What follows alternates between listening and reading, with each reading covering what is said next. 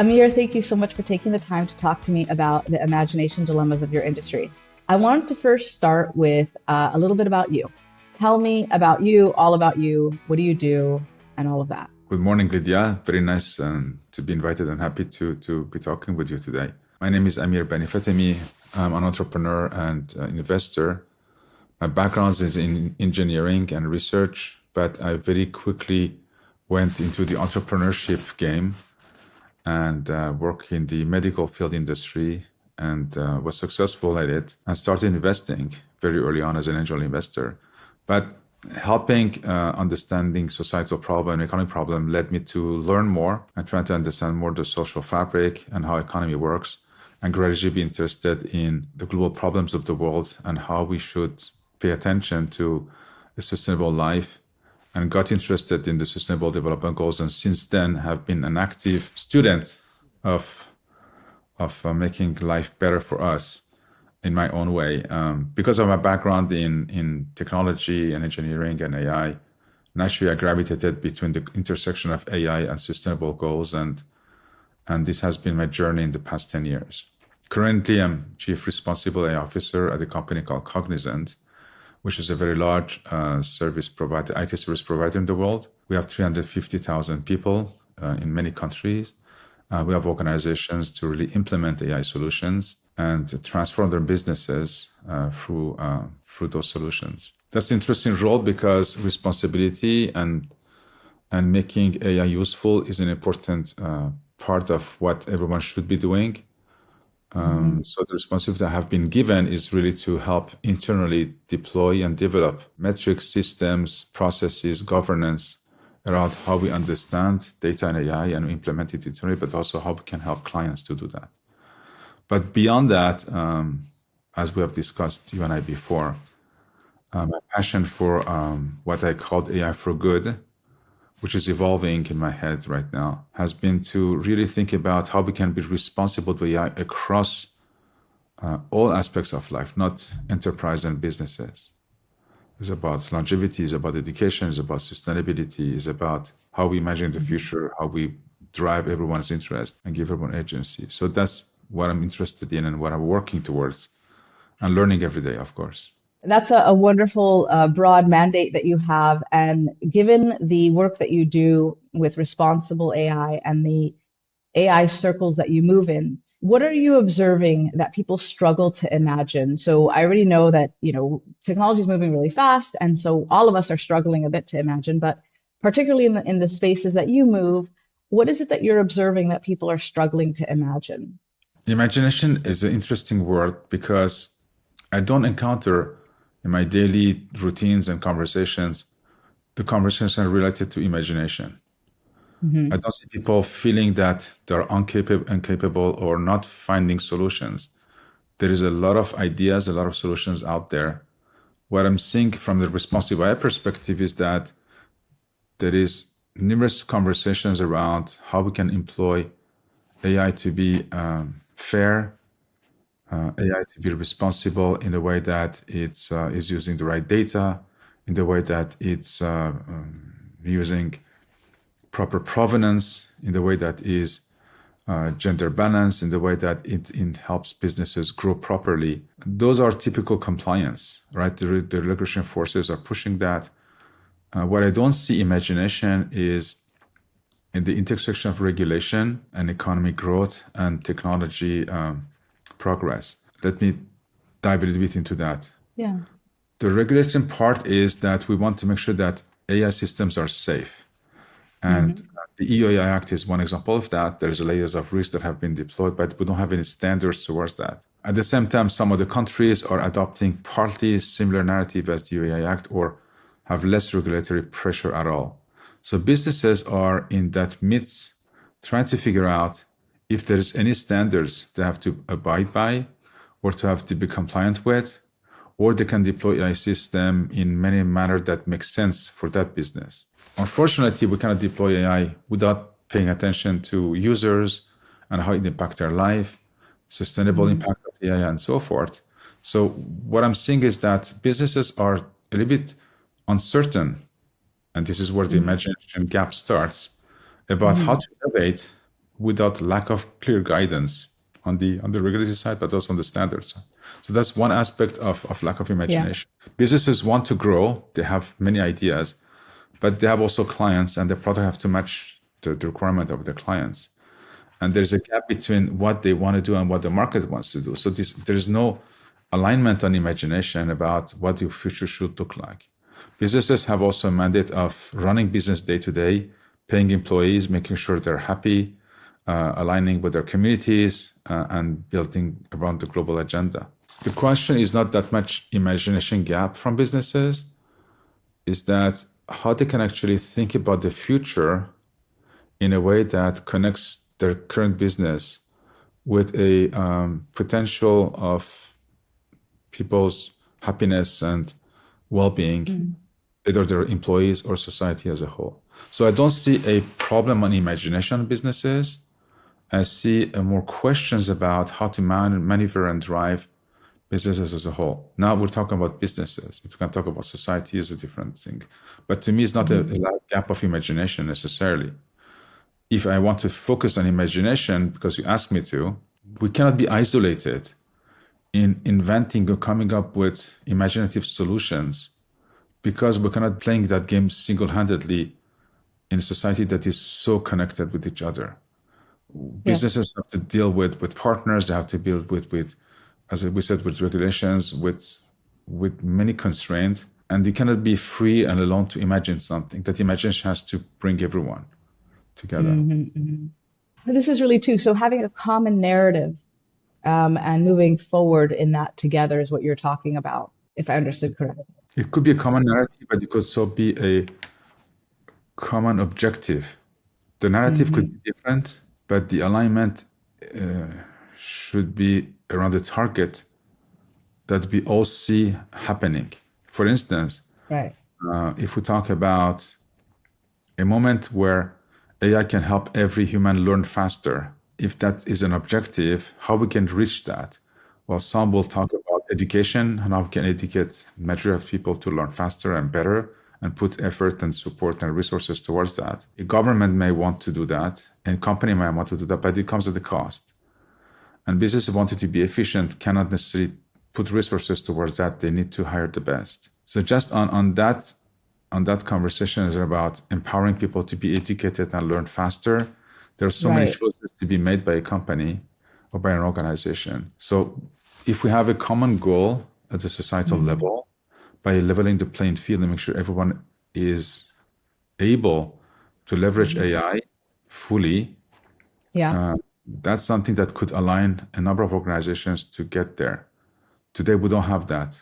There is no clear mandate on that. We have hopes, we have desire, we have many discussions about it, but I don't see any form of metric by saying, it's like having a driver's license. You have a driver's license, everyone passes the same exam, you do some practice and you get a license to drive a car.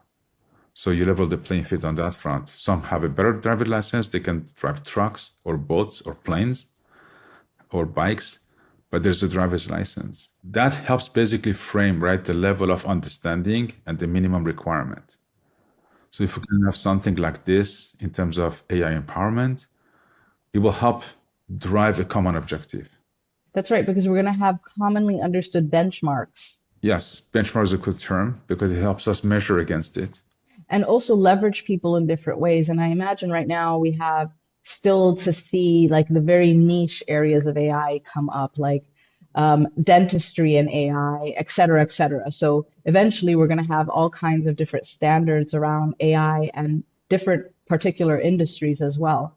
And so there we could have like licenses, like you said, like somebody who's licensed to do AI imaging on breast tumors, who has a certain type of expertise, or that algorithm has been cleared as a good one to rely on for such particular things. Is that what you're getting at when you talk about like the license? I think license is a good term to use as long as you have responsibility to operate and to deliver something. So when you drive, you're responsible not to kill others and not to kill yourself.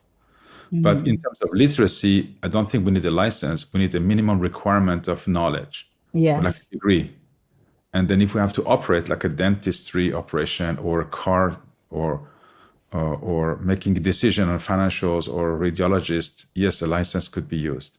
The license could be benchmarked and basically harmonized.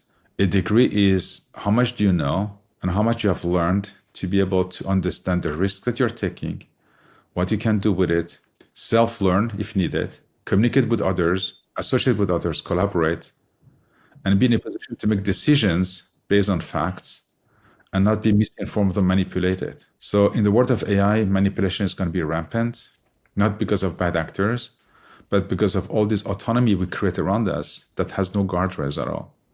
So humans have to be empowered to understand better, to learn better, faster. So this is not manifested by a license, because we cannot give a stamp of approval of how much someone learns. It's more of a degree or a capacity. So it's capacity building. If we want agency, we'll start by giving people the understanding of what all this means as a whole. Is this concept of a license, is that something you've talked with other people? I mean, it sounds like this is something people have not really imagined. I haven't seen this publicly talked about. So do you think that this is something that people have a hard time thinking about? I don't think there will be resistance towards the license. We already have licenses. This is a common practice in many fields. Accountants have licenses, financial advisors have licenses, engineers have some form of agreement licenses as well. I don't think there's a resistance that's going to identify there. I think we should push that more, simply because it creates equal base to understand how much someone understands, what they can do with it. It creates a common vocabulary. Yeah, it gets level playing field also. But I would say the metaphor of a degree and a license should be probably adopted faster, akin to a driver's license. But again, a driver's license is for us to operate a machine, because we have to be careful about others, because we have to feel responsible when driving a car. And there's a rule and there's a code. Today, we have to think about those in other terms. AI is going very, very fast. So we don't have the rules of the road yet. This is a brilliant idea, because I could already see how this is something that can level up professionals as well, where they could, get different types of licenses or certificates that are for specific forms of AI, and they could match that to whatever their expertise is. So the next question I have for you is, you've talked a bit about what your industry struggles to imagine, or what you're noticing people struggle to imagine. But I wonder, what is it that you recognize yourself that you have a hard time imagining? So I'll give an example. There's quite a few people who are leaders in the AI space who, when asked, what is AI going to look like in 5 years? And they say that because it's moving so fast exponentially, they can't even imagine 5 years. So what is it something that you're struggling to imagine, for example, in this space? If the question is that, how can I imagine the future in 5 years of AI? I don't struggle with it. I don't know what's going to happen necessarily, because there are a lot of people in the world that are playing that game of imagining the future and participating and making it happen. I imagine a world of many, many, many more artificial and sentient form of intelligence around us, that could be manifested in devices, in form of bots, in form of automation. We call them agents today. We can call them something else tomorrow. Right. That would be around us. I think what I can imagine is a ubiquity of our presence through those agents. This is not a wish. I imagine that happening. We have the ability to gather more form of information and synthesize that differently based on all these agentic capabilities around us. The difficulty would be to be trained to understand all this information coming back to us. Yes. Walk me through that. Pull the thread on that, because we have so much intelligence around us. How do we process that? As a strategist, I'm leveraging these tools, and I still feel limited by my human capacity in terms of needing time to process information. And I don't think that's necessarily a bad thing. I think that when humans think deeply, they create new things. But how do you think about that? How are we supposed to process all this information faster?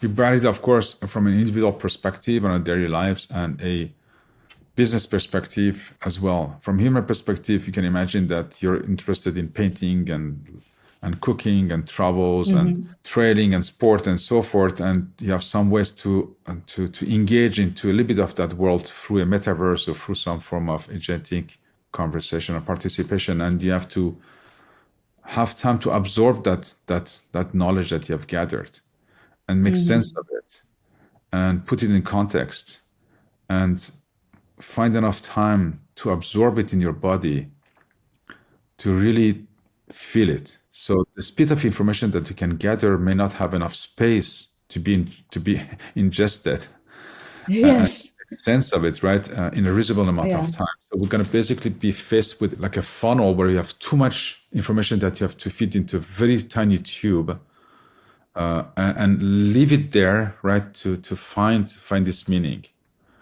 On a business Mm. level, the amount of interaction that we have within a company, within an organization, is interaction with other partners or society or at large or internationally with multiple Right. cultural language. Not the converse is even more complex because we have employees, we have people that have to align on all of that. So all this information is going to be spread into multiple individuals with multiple responsibilities without a clear pathway, right? A clear tunnel of how this information should be gathered, thought of, and what to do with it. Mm, the Is even human more side of complex. it. Is even more complex on a business level because now you're multiplying exponentially based on the number of people that have to align with the business mandate and the business agenda and also their place in society and how they want to evolve in their careers and what they want to do Mm. for society and economy and sustainability and political adherence and their cultural backgrounds and to make sense of all of that. So agents will help us sort many of these possibly, but although I imagine this happening, I don't know, and this is a question.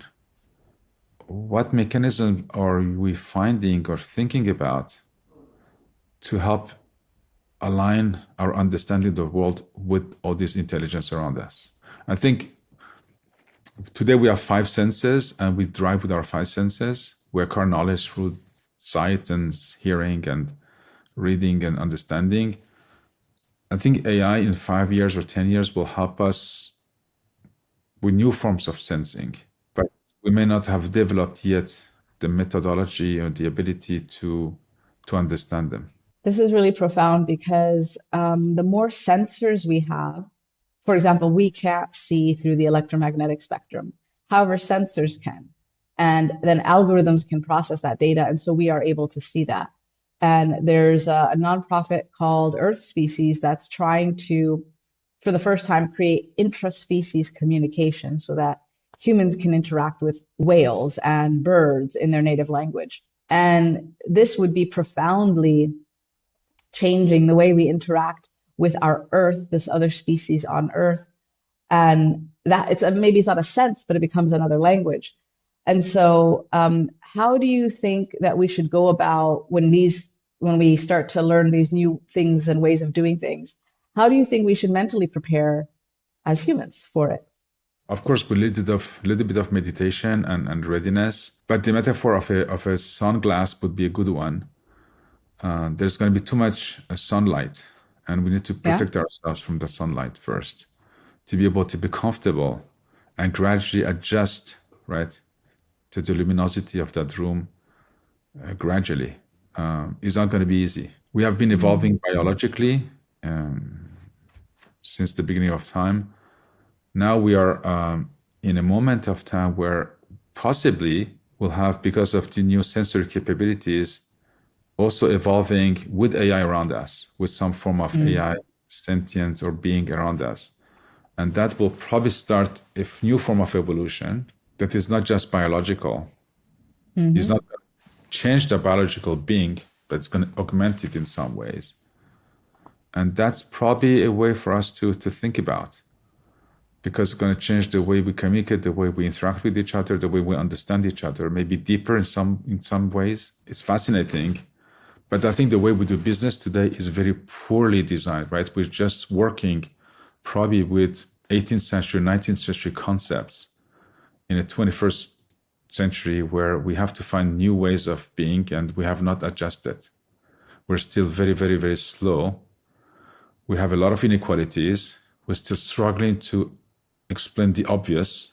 And we're going to a world where all these capabilities are provided. And as you have said yourself many times, we're still struggling to address basic inequalities.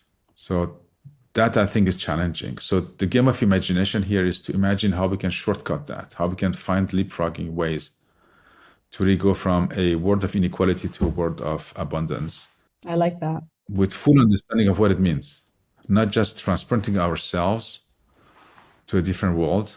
I can be poor and be transported to a paradise island with a 5-star hotel, but then I have to come back. So we want to be there permanently. Yeah.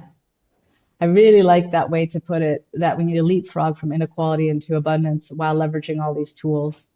And your concept, you said that we're working with 18th, 19th century concepts. Perhaps this is a space where you can guide us and create a new concept for the 21st century.